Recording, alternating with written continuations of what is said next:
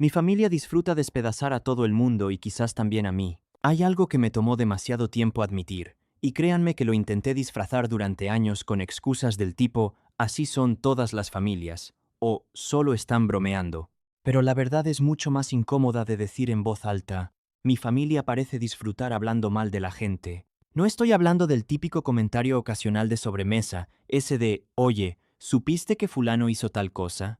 No. Lo nuestro es más bien como una sesión colectiva de demolición moral, donde la actividad principal consiste en encontrar a alguien, cualquier persona, y analizar por qué es idiota, irresponsable, mediocre, flojo o simplemente inferior. Y lo peor es que no importa quién sea la víctima del día.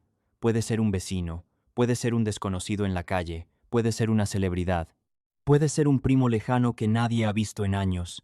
Si existe, es un candidato perfecto para ser criticado. Durante años intenté convencerme de que no era tan grave, que solo era humor ácido o algo así, pero con el tiempo me di cuenta de que la conversación familiar casi nunca gira hacia otra cosa. Es como si la crítica fuera el combustible que mantiene encendida la interacción, y el capitán de ese barco es mi papá. Mi papá tiene una habilidad impresionante para convertir absolutamente cualquier situación en un monólogo sobre lo mal que está el mundo y lo inútil que es la gente.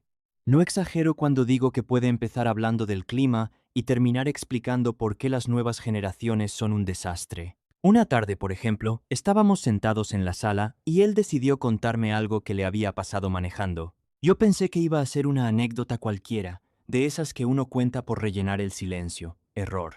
Se acomodó en la silla como si fuera a dar una conferencia y empezó. Farid, te juro que la gente cada día está más idiota. Hoy casi atropello a un tipo, y no fue culpa mía. Yo levanté una ceja. ¿Qué pasó? Un padre cruzando la calle con un cochecito de bebé dijo con indignación teatral, sin mirar, sin nada, como si los autos no existieran. Hasta ahí, bueno, es una situación estresante, pero la historia no terminó ahí. La gente ya no piensa, continuó. Tienen hijos, y luego hacen estupideces como esas. Después, si pasa algo, seguro es culpa del conductor.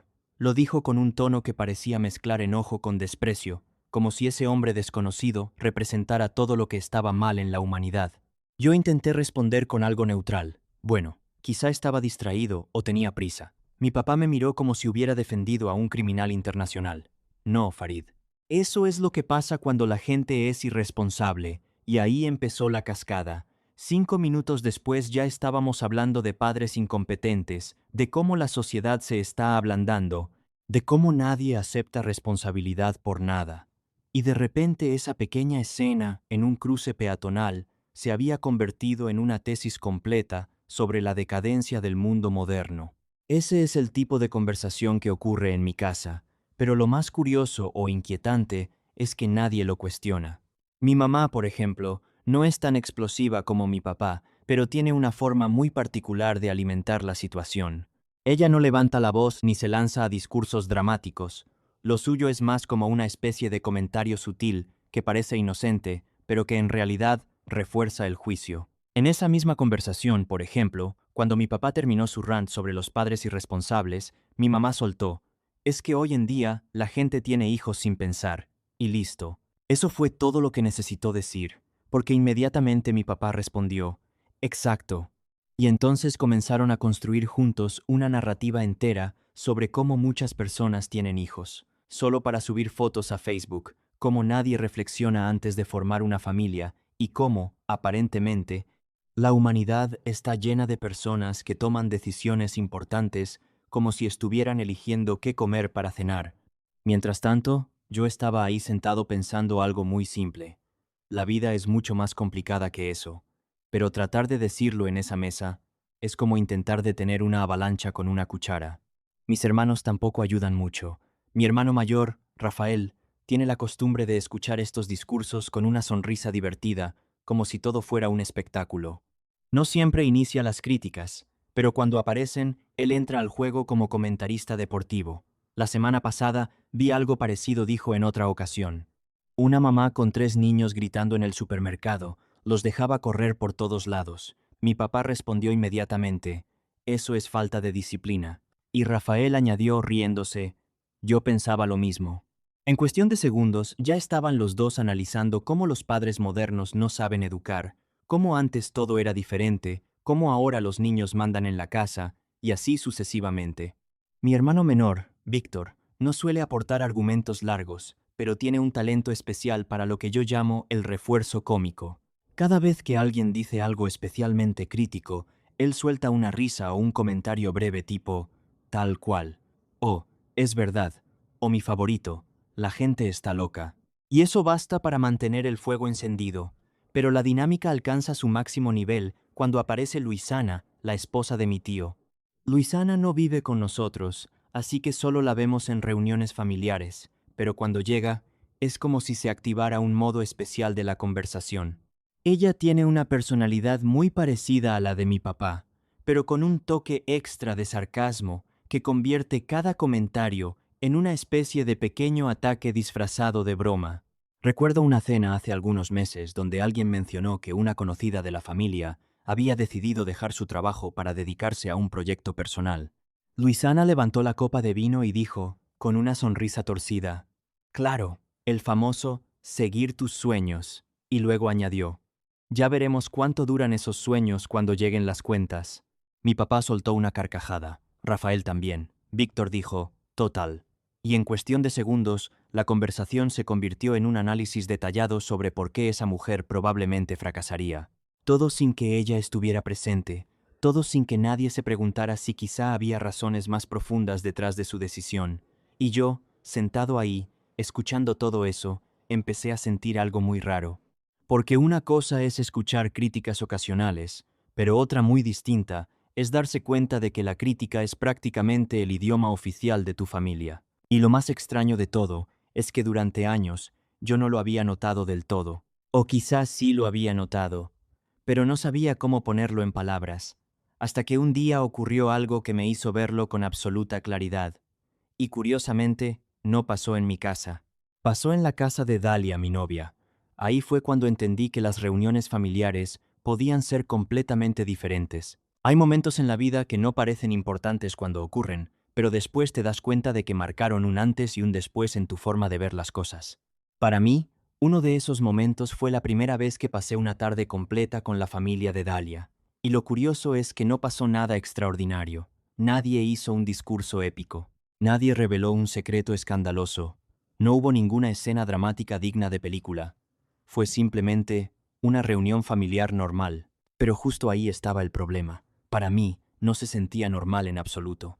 Todo empezó un domingo cualquiera. Dalia me había invitado a comer a la casa de sus padres porque, según ella, su mamá quería conocerme mejor. Yo acepté, claro, pero en mi cabeza estaba preparado para lo de siempre. Comentarios incómodos, críticas veladas, alguien juzgando a alguien más y probablemente una sobremesa llena de opiniones pesadas sobre lo mal que está el mundo, porque en mi experiencia, así funcionan las reuniones familiares. Llegamos a su casa a eso de la 1 de la tarde.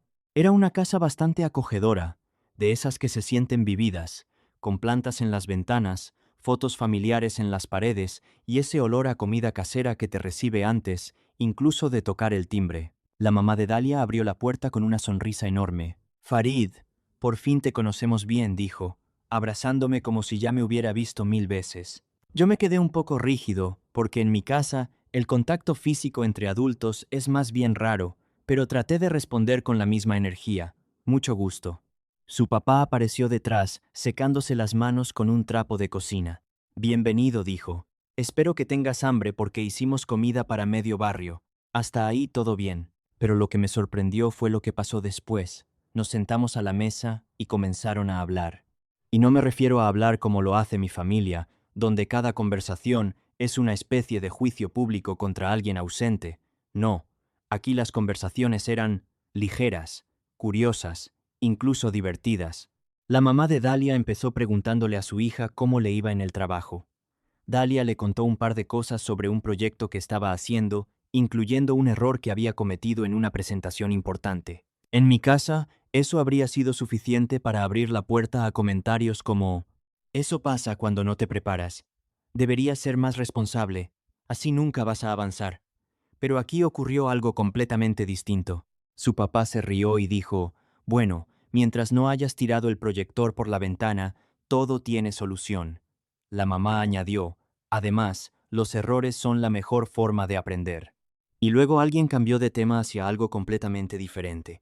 Un viaje que estaban planeando para el verano. Así, sin drama, sin análisis moral, sin convertir un pequeño error en una prueba del fracaso de una generación entera. Yo estaba sentado escuchando todo eso con una sensación extraña, como si hubiera aterrizado en otro planeta. En un momento, el hermano menor de Dalia contó que había decidido cambiar de carrera en la universidad. Otra vez, en mi casa eso habría provocado una discusión enorme sobre responsabilidad, estabilidad económica, decisiones impulsivas y quién sabe cuántas cosas más. Pero aquí la reacción fue, ¿y qué te interesa ahora?, preguntó su mamá. Él empezó a explicar su nueva idea. Su papá escuchó con atención y dijo algo como, bueno, si eso te entusiasma, vale la pena intentarlo. Nadie se burló, nadie lo llamó irresponsable, nadie insinuó que estaba arruinando su vida. Simplemente lo escucharon. Y yo, mientras comía una segunda porción de lasaña, me di cuenta de algo que me dejó un poco inquieto. No recordaba la última vez que una conversación en mi casa hubiera sido así, porque en la casa de Dalia las charlas iban y venían entre anécdotas, bromas, historias del trabajo, recuerdos de viajes, ideas de proyectos, recomendaciones de películas, todo con una energía ligera, como si el objetivo fuera pasarla bien juntos, no demostrar quién tiene la opinión más dura sobre el mundo. En un momento incluso empezaron a contar historias familiares antiguas. Su papá recordó una vez que se perdió manejando durante horas en un viaje porque se negó a pedir direcciones. En mi casa, una historia así probablemente terminaría con alguien diciendo algo como, eso demuestra que los hombres nunca escuchan, pero aquí todos se rieron, incluido él. Tu mamá me dijo 20 veces que preguntara, admitió, y nunca lo hiciste, dijo ella riéndose. Claro que no, tenía orgullo. La mesa estalló en carcajadas, y yo me encontré riendo también, pero con una sensación rara en el pecho. Porque estaba disfrutando el momento, pero al mismo tiempo algo dentro de mí estaba comparando constantemente esa escena con las cenas en mi propia casa. Era como ver dos versiones completamente distintas de lo que significa familia. En una, la conversación gira alrededor de encontrar defectos. En la otra, gira alrededor de compartir. La diferencia parece pequeña cuando la dices en voz alta, pero cuando la vives es enorme. Después de comer, pasamos a la sala con café. La mamá de Dalia empezó a preguntarme sobre mi trabajo. Yo respondí un poco tenso al principio, porque estaba acostumbrado a que ese tipo de preguntas vinieran acompañadas de evaluación, pero aquí solo había curiosidad genuina. ¿Qué es lo que más te gusta de lo que haces?, preguntó. Nadie había empezado una conversación conmigo así en años. En mi casa, cuando se habla de trabajo, casi siempre termina en una discusión sobre lo duro que es trabajar o lo floja que es la gente que se queja, así que me tomó un momento responder.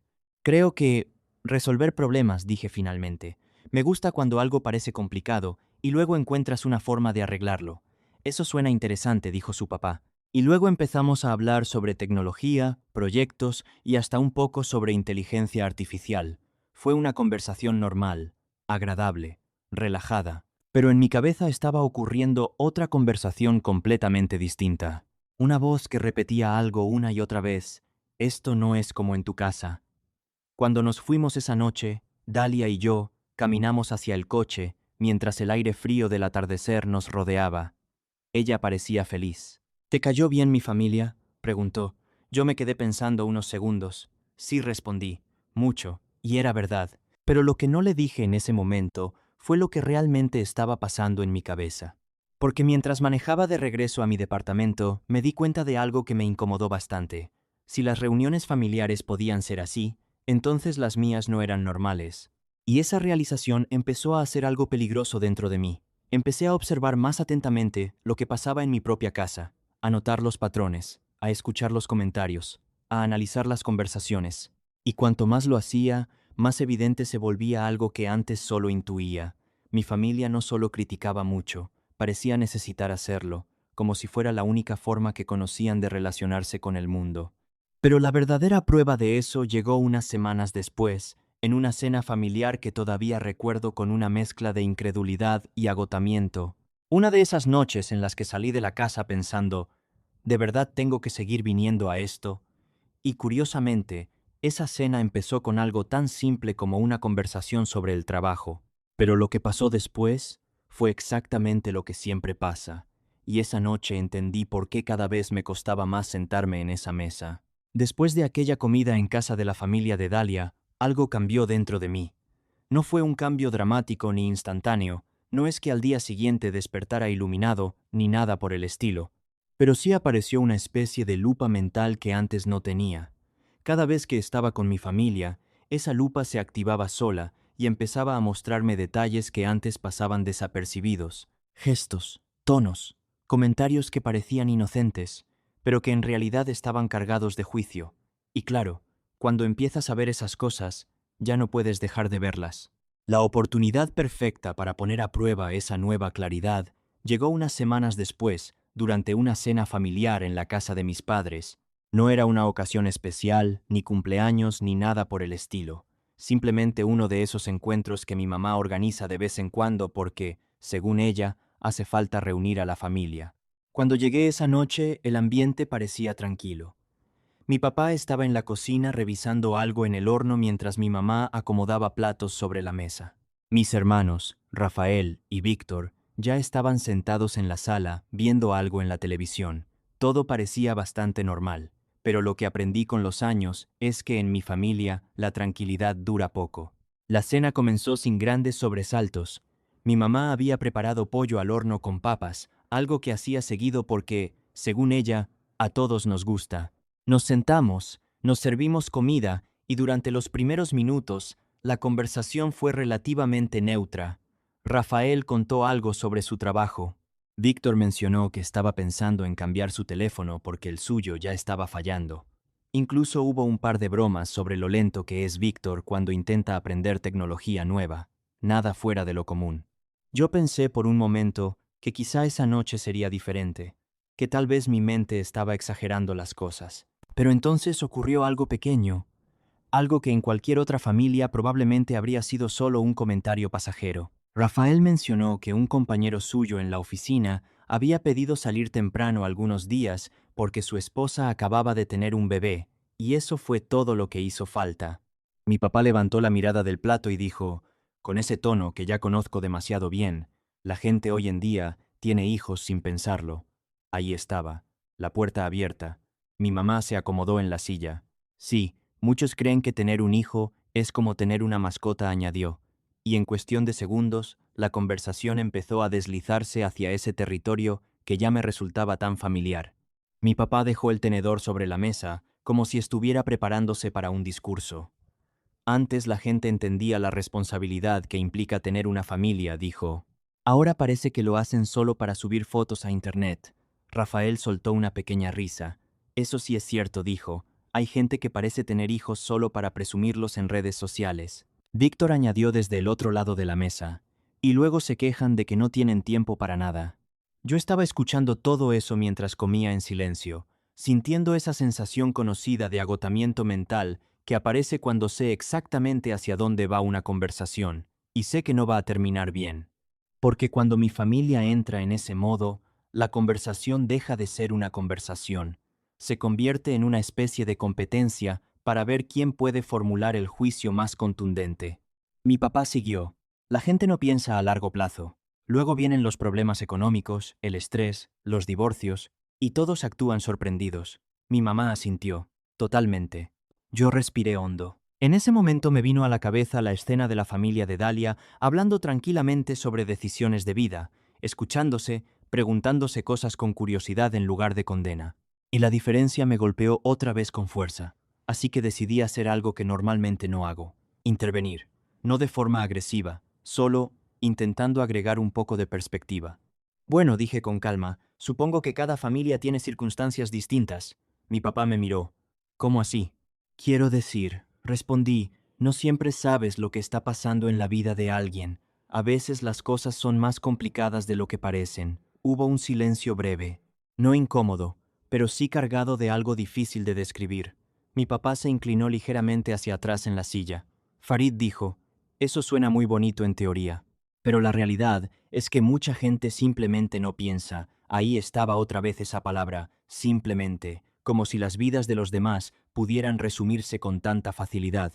Rafael intervino. Además, hay gente que se queja por todo. Si decidiste tener hijos, entonces asume las consecuencias. Víctor añadió con una sonrisa. Exacto. Yo sentí esa presión familiar que aparece cuando sabes que estás en minoría. No es que me estuvieran atacando directamente, pero sí había una especie de frente unido que hacía que cualquier intento de matizar las cosas pareciera inútil. Y lo peor es que ellos no parecían estar enojados. Para ellos, esa conversación era completamente normal. Era simplemente la forma en que hablan. Durante los siguientes 20 minutos, la discusión siguió expandiéndose como una bola de nieve. Pasaron de hablar de padres irresponsables a criticar a personas que se quejan del trabajo, luego a comentar sobre jóvenes que cambian de carrera, después sobre gente que vive por encima de sus posibilidades. Cada tema parecía conducir inevitablemente a la misma conclusión. La gente es irresponsable, la gente es floja, la gente no piensa, yo apenas hablaba, solo escuchaba. Y mientras escuchaba, empecé a notar algo que antes no había entendido del todo. No era solo que criticaran a los demás, era la energía emocional con la que lo hacían. Había algo casi liberador para ellos en esas conversaciones, como si señalar los errores del mundo les diera una sensación momentánea de control o superioridad.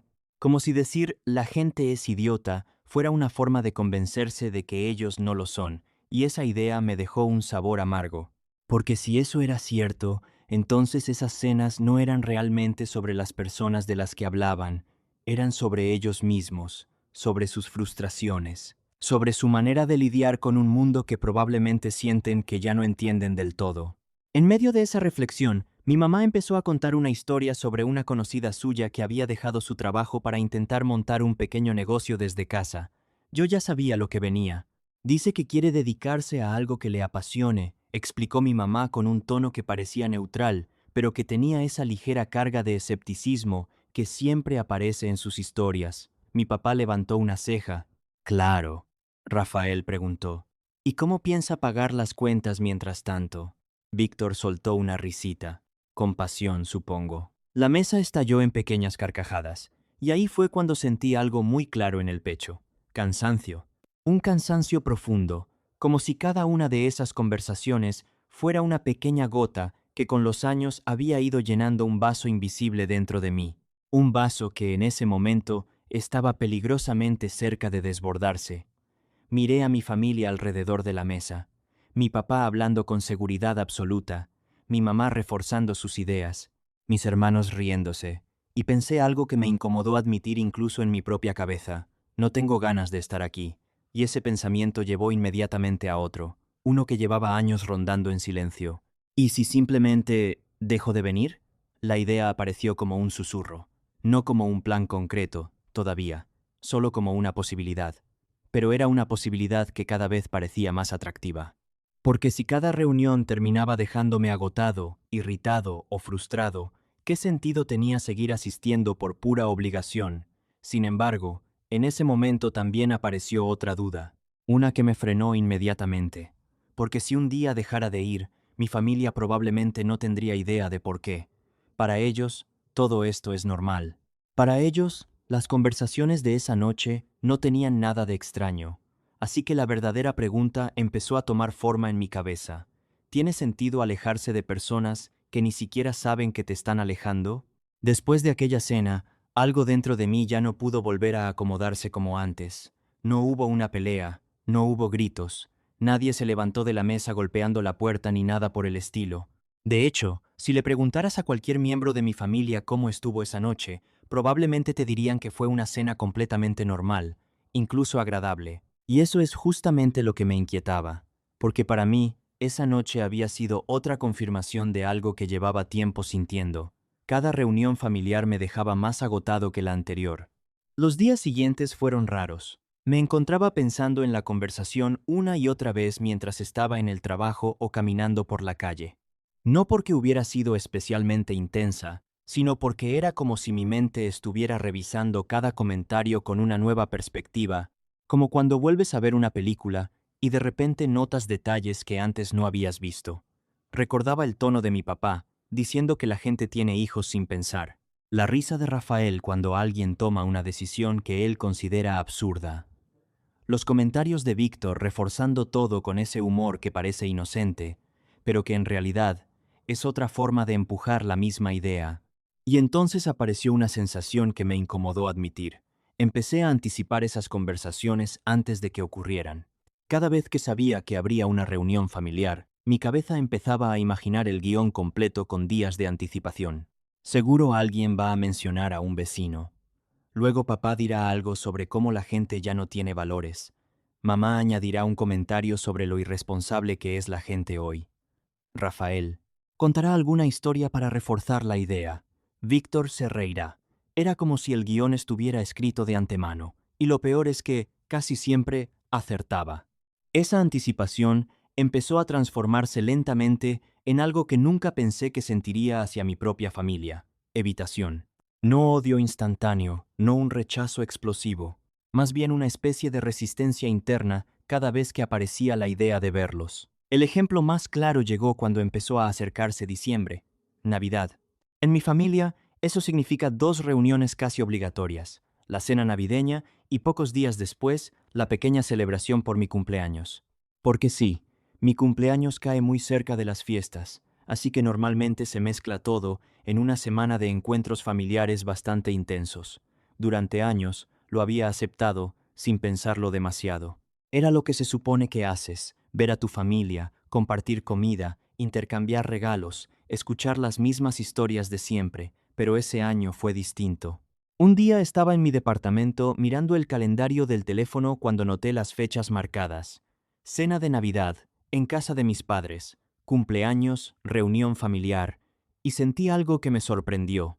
No emoción, no nostalgia, ansiedad, una pequeña presión en el pecho, como cuando sabes que tienes que asistir a un evento incómodo del trabajo. No algo terrible, pero sí algo que preferirías evitar.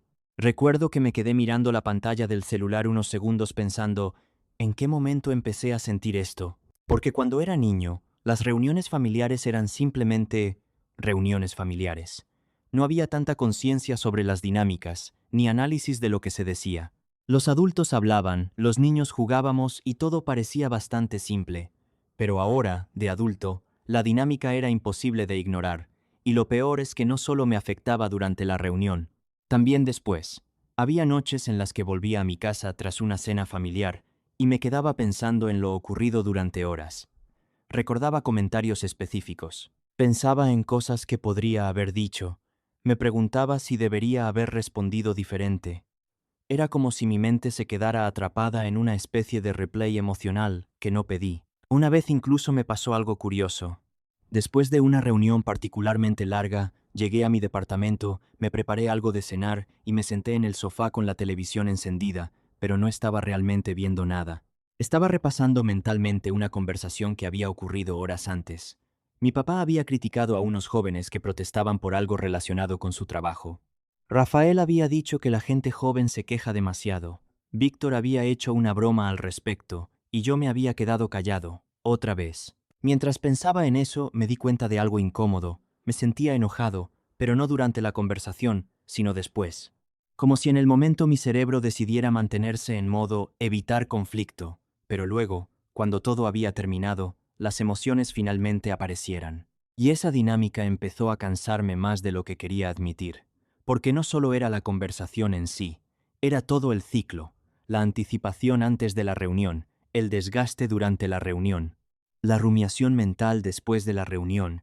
Era como correr una pequeña maratón emocional cada vez que veía a mi familia. Fue en medio de uno de esos momentos de reflexión cuando apareció otra idea que llevaba tiempo flotando en mi cabeza.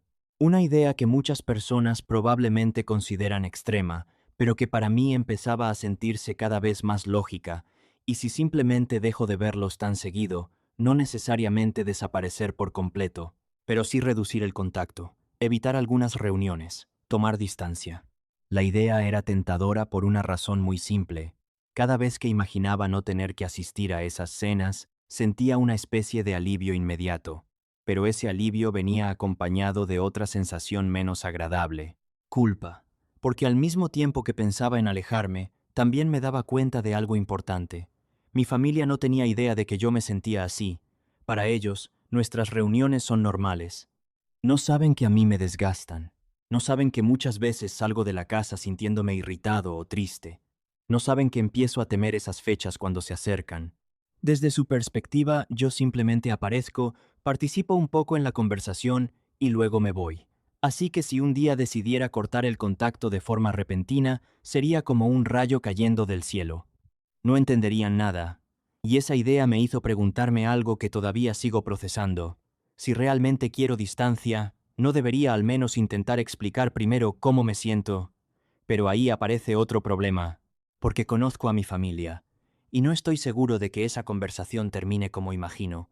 De hecho, una parte de mí sospecha que podría terminar exactamente como terminan muchas de nuestras discusiones, con ellos defendiendo su punto de vista y yo sintiéndome aún más aislado, así que aquí estoy, atrapado entre dos caminos que no parecen fáciles. Por un lado, seguir asistiendo a reuniones que me desgastan emocionalmente. Por otro lado, alejarme de personas que probablemente ni siquiera entienden por qué lo haría. Y cuanto más pienso en todo esto, más me doy cuenta de que el verdadero problema no es solo lo que dicen, sino cómo me hace sentir estar ahí, cansado, frustrado y, a veces, un poco solo incluso estando rodeado de familia. Lo que todavía no sé es qué hacer con todo esto, porque cortar el contacto sería un cambio enorme. Pero seguir exactamente igual también parece cada vez más difícil. Así que ahora me encuentro en ese punto incómodo donde tienes que decidir si vale la pena intentar una conversación honesta o si algunas distancias simplemente se crean porque es la única forma de proteger tu paz. Y sinceramente, no estoy seguro de cuál de las dos opciones es la correcta. O quizá exista una tercera opción que todavía no logro ver. Si ustedes estuvieran en mi lugar, ¿qué harían realmente? ¿Intentarían confrontar a su familia para explicar cómo se sienten o simplemente empezarían a tomar distancia para proteger su tranquilidad? Si llegaste hasta aquí, suscríbete, dale like y comparte. Nos ayudarías muchísimo. Nos vemos en el siguiente. Chismecito Anónimo.